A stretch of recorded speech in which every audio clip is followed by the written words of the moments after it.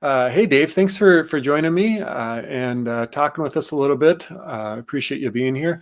For those of you that are watching the video, my name is Ron Lake, and I work for Duluth Public Schools as our climate coordinator. And with me today is a longtime buddy, a doc in the area of psychology and clinic in Duluth at Arrowhead Psychological, and really one of the best therapists I've had a chance to work with in the last 25 years. So Dave, I really appreciate you being here. Thanks. And maybe you could just introduce yourself, tell us a little bit about what you do for a minute. Yeah, well, thanks for having me. That's very kind words. I really appreciate it. I'm happy to help out with this. As you said, I'm a psychologist at Arrowhead Psychological Clinic. I own and operate the clinic there. I've been practicing in the field since about, around 92. Got my doctorate in 99. But the topic that we're getting into is pretty cool. And the sleep hygiene is really an area that I started out back with my bachelor's degree doing relaxation training. And earlier than that was funny. My father was a psychologist in town, and he brought some of the first biofeedback equipment into town. And so I started actually working with some relaxation training when I was just kind of a hyper little rug rat running around, and he was using it to help me learn how to calm down and stay focused. And so I love talking about this stuff. I've done a lot of work in the area. Other than that, a lot of couples counseling and depressions and anxieties. And I'm a generalist in many ways. But I'm glad to speak to this topic. Yeah, I would imagine just with the COVID-19 outbreak and all the changes in our community, there's a lot of stress and anxiety and mental health needs and even couples work to be done too. Thanks for bringing up sleep. And I've had some staff and administrators and folks across the district ask about and share that they're having a hard time sleeping. So we thought we'd do this quick conversation. You just get some of your ideas about sleep hygiene and some skills or some strategies to try. So what do you have for us? Yeah, so you bring up the COVID stuff. What an extraordinary time we're in here. There are so many changes happening so fast and so much uncertainty that there's a tremendous amount of stress and anxiety across the board. There's a lot of people that are laid off. There's a lot of people wondering, are they going to get laid off? I wouldn't be honest if I didn't say that there's a few nights that as a business owner that I don't wake up at 3 a.m. trying to problem solve a challenge that we have here at the clinic. And so it's the real deal. This is challenging. And so, sleep hygiene is huge. And for some people, that's enough to help them improve their sleep and then therefore be better physiologically and psychologically during their day. And that's kind of at the entry level of some mild sleep disturbance. And there's this entire continuum that goes to real more extreme sleep disturbance that could have medical problems associated with it, or hyperthyroidism or bipolar disorder or extreme anxiety or depression.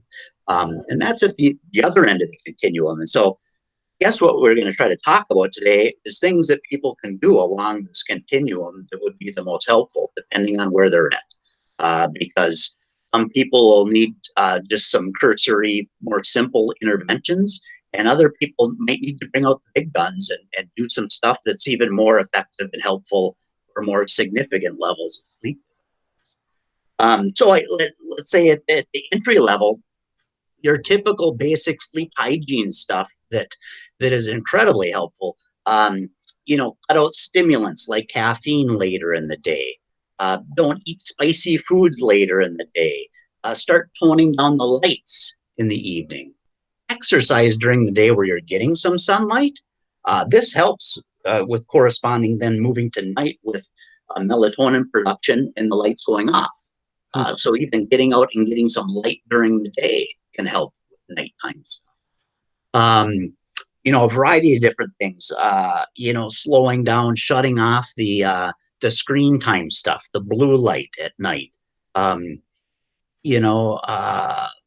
There's just all these different things.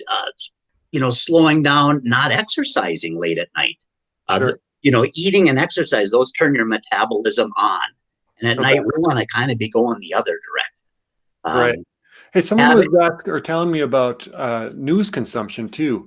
and kind of picking and choosing what we watch and when we watch it and how much we watch it. What are your thoughts about kind of sucking up all this 24-hour media stream? Yeah, no, I'm really glad you brought that up. It's super important. I did a webinar discussing this last week as well. And, my best advice is limit the news.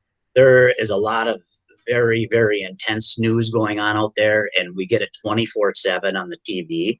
And if you watch your local news and you typically have found them a healthy resource of unbiased information, maybe catch 15, 20, half hour twice a day. But I'd really try to abstain from allowing the news channels to be going 24/7 with just, every 5-minute updates on Right. on the pandemic, because it's overwhelming, and it's kind of alarming, and it's hard for everyone to process.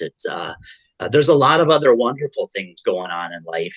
And a lot of other wonderful things to participate in that I find would be much healthier for our listeners out there. Sure. Getting some sunshine, engaging in a hobby, chatting with their partner, dreaming about the future, playing a game with the kids, Yeah. taking a break and just going out and sitting on the deck by yourself, Yeah.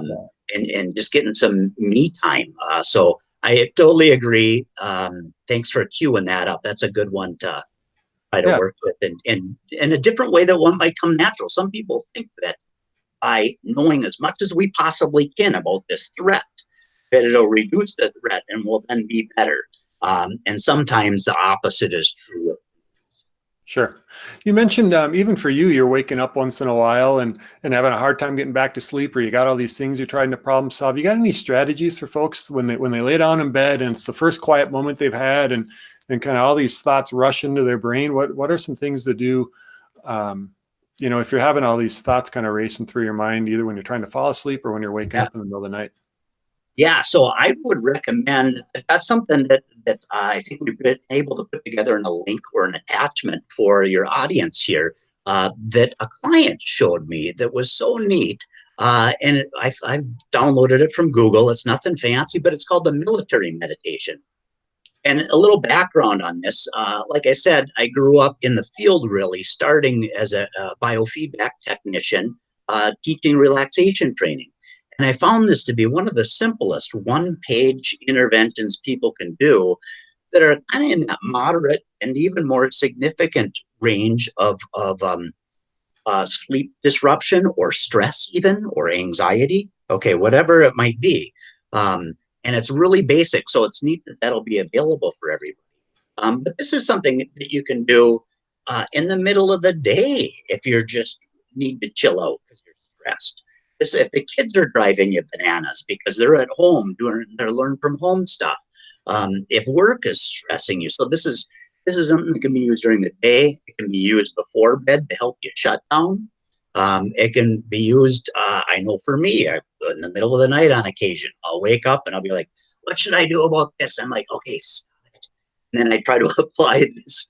They call it the military meditation. So anyway, let's walk through this here if you want. I'd love to share this with the audience, and I'd love people, if they'd like, I'd recommend it, to actually practice this process as I walk through this. By doing that, you might get a little bit of a sense on how this works and how simple it is to do. But so, if you will, let's just take a couple minutes to walk through this. Yeah. So first of all, what I'll ask people to do that are participating in this is get themselves in a chair, a comfy chair. If they've got room to lay down, fine. But settle back into the chair and get your head kind of balanced on the shoulders. Go ahead, close your eyes. Start taking some nice, easy, deep breaths. Don't overthink the breathing. Just nice, easy breathing as if you were going to sleep. Nice, calm, easy breathing. As you're taking these nice, easy breaths, I want you to focus on relaxing the muscles in your face. Allow your eyes to feel kind of droopy. Let your tongue go limp so it kind of sets on the floor of your mouth. Allow your jaw to go limp. You continue to breathe nice and easy. As you allow your jaw to go limp, you probably felt it. Just let go 1/4 of an inch or 1/8 of an inch as it dropped. Allow that to move into the neck as you feel your head, if you're sitting upright, just kind of just perfectly balanced, very relaxed. You continue to breathe easy and calmly. Allow it to move into the shoulders, and as you let all the tension go out of your shoulders, feel them get heavier. And they gradually get lower and lower, the chair or the ground. As you feel your chest rise and fall with nice, easy breathing. Basically working down through each muscle group, all the way down into the abdomen, into your pelvis, thighs. Allow your legs to just kind of sink into the couch or the chair that much more. In your calves, and you feel your legs just kind of settle into a weightless position. You continue to breathe easy, nice and relaxed, as if your body's starting to fall asleep. Continue relaxing in this manner, breathing in this manner, and essentially we're doing a relaxation first, bottom up protocol. Now we'll add a top down protocol where you focus on your thoughts. You do some imagery. You get to pick your most relaxing place. It could be a canoe in the boundary waters, or your favorite place on the beach in the warm sun, or your couch with a cup of coffee on a lazy day. You continue to breathe nice and easy. See yourself there. Feel the warm sun. Feel the muscles in your forehead loosening, cheeks and your tongue and your jaw. Your shoulders are heavy. Chest muscles rising, falling, relax as you're calm and slowing down. You're picturing yourself in this beautiful, peaceful place. Nice, easy breathing. But I'll ask the audience, and Ron, you and I can kind of start open our eyes up again. But I'm hoping that I know I feel more relaxed. You and maybe the audience, if they participated, feel a little bit more chilled out, a little bit more slow. And I'd encourage you to just kind of savor that state of mind. You don't need to rush, get back into some intense state of mind. And just stay there. It's one click more chill. And at night, if you're really focusing on this breathing, that's the bottom up, starting with the body, relax the brain, doing the muscle relaxations. The top down is where you tackle the thoughts and you work on imagery. And if you're worried about something I've got to do at work tomorrow, focus on breathing. Okay, Sure. go to your happy place now. We're not going to deal with that stuff now. So there's the top down, that's with the thoughts, and the bottom up is relaxing the body first. They both work together.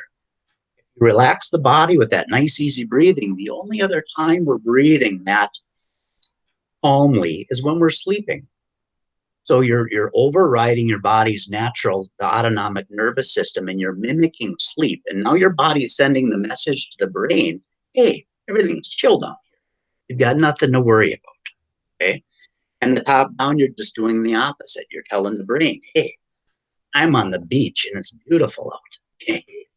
Everything's fine. Deal with it tomorrow. You can tackle these problems tomorrow. It's important to get a good night's sleep tonight so that you'll be more effective in the day. Sure. There's even research that doing this type of thing, whether you nap during the day or not with it, helps people be more productive and creative during their day. They say kind of limit it to 15 to 20 minutes and you're going to get positive results. Beyond that, you can introduce some lethargy and it'll be a little bit too much. But so set an alarm.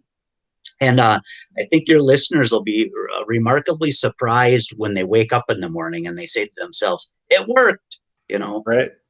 It really does help. And so thanks for leading us through that. I appreciate it. And I do feel more relaxed. Yeah. Feels good. Yeah. Good. You mentioned, we can do it tomorrow. We can take care of this tomorrow, and kind of telling ourselves that. Something else I had heard from Essential Sleep Clinic was we want to either resolve or record our worries before bed through journaling or something like that. So we're just kind of putting them down on paper, and that's another kind of practice to just put it aside for tonight and pick them up in the morning, and they're just there ready for us. Yeah, yeah, and so for some folks, one of the things I do, I guess, that would be similar to that during these different and challenging business times is I'll put a message on my phone, Sure. remind me at 9 in the morning to do this, and I can not have to worry about remembering it in the morning. It's like, Right. and you're basically kind of taking it out of your conscious awareness, and you've got it on a to-do list and deal with it later. And so I think that's a really good point too. That's another Yeah. helpful tip. Hey, any final comments on maybe what's available in the community if folks really need some help and they're trying this stuff and they're just stuck and it's not working, and kind of how to get some more involved help?